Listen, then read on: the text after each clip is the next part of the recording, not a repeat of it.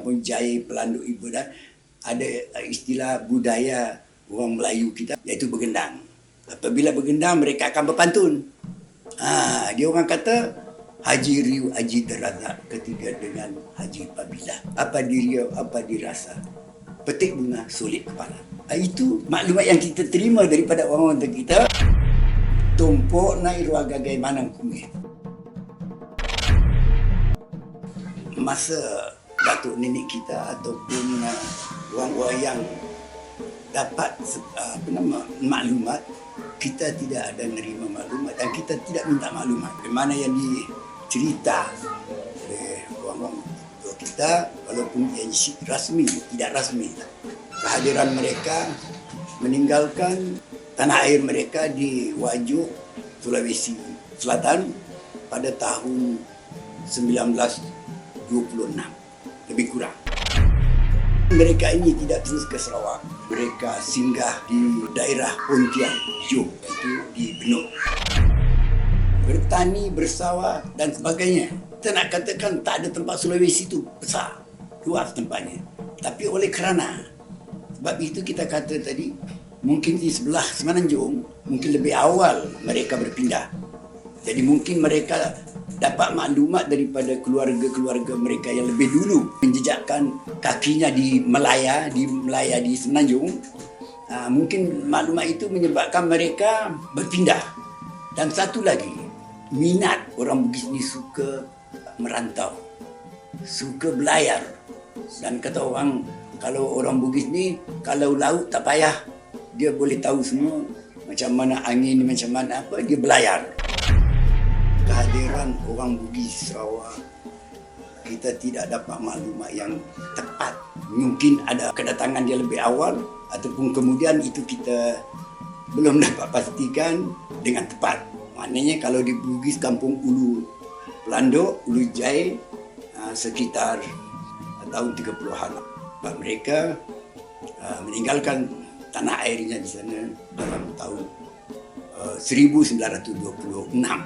Kemudian mereka duduk di Semenanjung sekarang, iaitu di daerah Pontian, di Benut, Johor. Mereka yang datang yang kemudian tu satu rumpun. Dan terus kepada Johor, memang rumpun dia tu ada yang tinggal di Johor. Sebahagian daripada yang bukan sikit yang ramai yang duduk di Johor. Keluar daripada Johor pergi cari tempat di mana. Kalau istilah ramalan, orang tua Bugis dulu memang dia boleh meramal. Dia kata di Sarawak banyak tanah terbiar. Jadi dia pergi ke Sarawak dan kita katanya pergi ke Batang Sadong. Kalau dulu Sadong, Sarawak ini. Jadi hubungan dia itu adalah keluarga. Kebanyakan sampai sekarang keluarga kita masih lebih ramai di Johor daripada di Kampung Pelanduk Ulu dan Jaya Ulu. Setakat yang kita terima maklumat daripada datuk-datuk kita dulu yang datang merintis jalan, iaitu 3 orang. Yang pertamanya Haji Dain Pabila, kedua Haji Riu dan Haji Abdul Razak. Itu 3 orang nama memang dikenal. Kalau ditanya pun orang-orang tua dulu memang dia tahu. Dia orang kata Haji Riu Haji Terazak ketiga dengan Haji Pabila. Apa diriau, apa dirasa. Petik bunga sulit kepala. Itu maklumat yang kita terima daripada orang-orang kita. Kata dia orang bergendang. Sebab kalau di Sulawesi memanglah budaya itu tidak ada. Jadi apabila mereka datang ke di Sarawak ini, ada budaya dia orang Sarawak bergendang, bertandak dan sebagainya. Dia orang berpantun sebagainya, sampai disebut orang Bugis tu orang yang rajin bekerja. Itulah pemimpin yang mula-mula merintis jalan untuk ke Batang Sadong ini. Itu maklumat yang kita terima. Kita tak mengatakan bahawa itulah yang tepat, tidak. Penduduk Kampung Jaya Ulu, Pelanduk Ulu ini memang dari satu rumpun, satu keluarga. Ada yang keluarga yang lain, ada yang daripada Sulawesi terus pergi ke Serike, Sarawak. Kemudian mereka mungkin kesukaran untuk menjalankan aktiviti pertanian, maka mereka berpindah kepada Sadong. Sekarang duduk di Kampung Iboi Ulu. Dan sebagiannya banyak di daerah Semunjan. berkuasa, membesar di negeri Sarawak, memang tahu tentang Bugis, kerja dia bertani. Dan ramai di kalangan mereka yang berjumpa dan terus bersahabat dengan pegawai-pegawai orang atasan. Dan mereka cuma berharap kepada yang penguasa ataupun pemerintah akan memberi kebenaran untuk mereka berkebun. Mereka perlukan tanah ataupun tempat untuk mereka bercucuk tanam. Inilah uniknya bangsa Bugis. Dia pergi ke Sarawak semata-mata untuk mencari rezeki dan menambah pengalaman mereka di bidang mereka sendiri, iaitu bertani. Begitu juga yang berlaku di kampung. Oleh kerana di kampung, jarang yang tinggal di hulu-hulu kampung. Jadi tanah mereka terbiar begitu saja tanpa diusaha. Jadi di situlah peluang mereka berbincang dengan penduduk kampung, hubungan mereka mesra. Dan apabila mereka mendapatkan sedikit tempat ataupun tanah, tempat mereka bertapak untuk membuat rumah dan sebagainya. Dan seterusnya mereka berurusan dengan pihak kerajaan untuk mendapatkan tempat-tempat yang disahkan oleh pemerintah. Mereka memang bertekad untuk tidak membawa budaya mereka kerana kita menumpang katanya di negeri orang. Untuk menyebarluaskan ada-ada itu memang tidak ada. Tapi walau bagaimanapun, amalannya memang diamalkan oleh tok nenek kita dulu, memang perlu. Maknanya diwajibkannya apa-apa juga, contohnya budaya harian, cara kehidupan mereka. Dia berpandu kepada budaya mereka. Budaya adat resam bangsa Bugis memang ada. Kalau budaya yang rasmi mungkin dah hampir luput. Contohnya perkahwinan orang Bugis. Jauh perbezaan dengan adat-adat bangsa lain. Saya adalah salah seorang yang diadakan majlis perkahwinan secara adat Bugis. Tetapi itu pun orang tua kita mengatakan bahawa ini sikit saja yang dapat. Oleh kerana banyak perkara-perkara yang tidak dapat diadakan di Sarawak. Contohnya, pakaian Bugis, bagaimana pakaiannya semasa dia kahwin, proses merisik. Satu perkara yang tidak boleh diketahui orang lain. Atau masuk dia ni sengi tahu. Mereka, orang yang selesai ni, pasti faham tak? Si bawa betul sila surat taga, maka dah Ivanas tadi, terima. Sehinggalah mereka itu dikurniakan cahamat. Ada lagi istiadat yang dikatakan Mapin Rik Tojang. Apabila mendapat kurnia daripada Allah SWT, cahaya mata, maka adat anak-anak itu akan dilakukan mengikut keturunan mereka yang boleh dipusakai ataupun warisan mereka.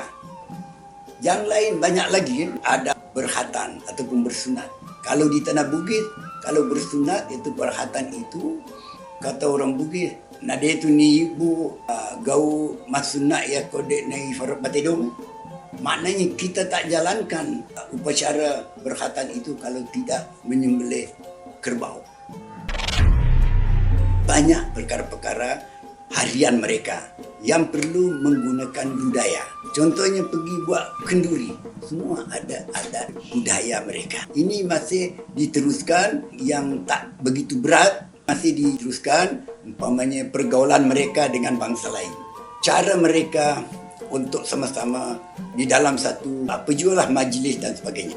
Jadi maknanya sebahagiannya masih ada diamalkan oleh penduduk-penduduk khususnya di Landuk Ulu, Jaya Ulu, tentang adat istiadat dan adat-adat peradaban harian mereka.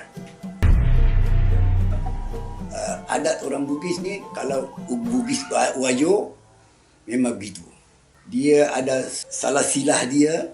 Apabila daripada keturunan Daeng, dia akan membuat pakaian yang berlambangkan agama, iaitu pakaian kuning ataupun dikatakan darjat. Walau bagaimanapun, walaupun kita sedar bahawa mengagungkan darjat itu mungkin kalau melebihi daripada batas sudah bercanggah dengan hukum agama.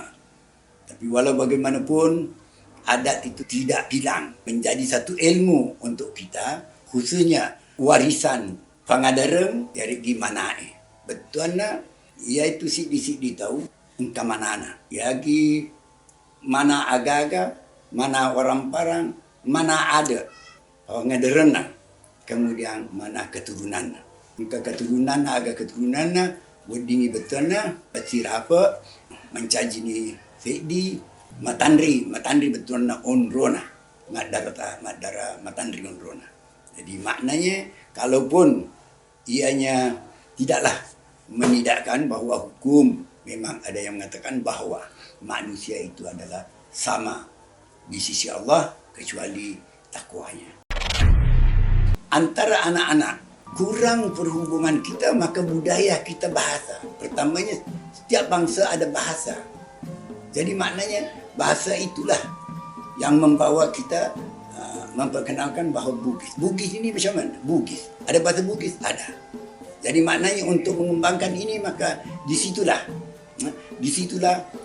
timbulnya bagaimana cara menulis Bugis, bagaimana cara untuk orang Bugis menyebarkan maklumat-maklumat. Begitu juga yang lainnya. Jadi sekarang oleh kerana kekangan yang dihadapi anak-anak kita, yang mana tak ada masa untuk berkomunikasi dengan orang tua, kemudian orang tua paksa memberi bimbingan kepada anak-anak. Nak kata lupus tidak juga, tapi kita cuba untuk menimbulkan khususnya bahasa Bugis, tulisan Bugis dan banyak lagi perkara-perkara lain yang berhubung kait dengan adat istiadat orang Bugis. Kalau makanan dan sebagainya, pakaian itu lebih banyak makanan tradisional yang asli daripada orang Bugis. Berdingi rita, kedai naik kena anak augi dia ni setengah pipu bulasa, dia ni setengah mana suliku, dia ni setengah mana sulite, mega rufana. Betul na, biro anak ta perlui, ritanga, biro manae. Maka dah tu lagi na mana. Betul na, maknanya pusaka ataupun warisan itu adalah hak mereka. Apabila mereka tidak menempatkan warisan itu pada diri mereka masing-masing, maka putuslah, hilang warisan mereka. Orang tua kita dulu datang merupakan belukar yang bukan juga satu hutan, bukan hutan. Ketika mereka sampai di Jaya Pelandu Ulu, susah untuk mereka mengadakan ibadah secara berjamaah. Oleh kerana rumah mereka, tempat mereka berusaha bercocok tanam berjauhan. Ketika itu dalam lingkungan 1937. Ini pun kita tidak dapat memastikan bahawa memang tahu itu mengadakan rumah ibadah, masjid. Menurut sumber yang kita terima daripada orang tua, kalau zaman sekarang dikatakan cuma bangsal, hanya untuk semata-mata beribadah di situ. Mungkin dalam tahun 40-an diadakanlah berbentuk masjid yang ada kubahnya tahun 1977. Saya sendiri pun berkhidmat di masjid. Jamaahnya adalah sekitar Kampung Pelandu Ulu, Jaya Ulu dan Ibu Ulu. Oleh kerana ketika itu penduduk di situ memang Bugis semua.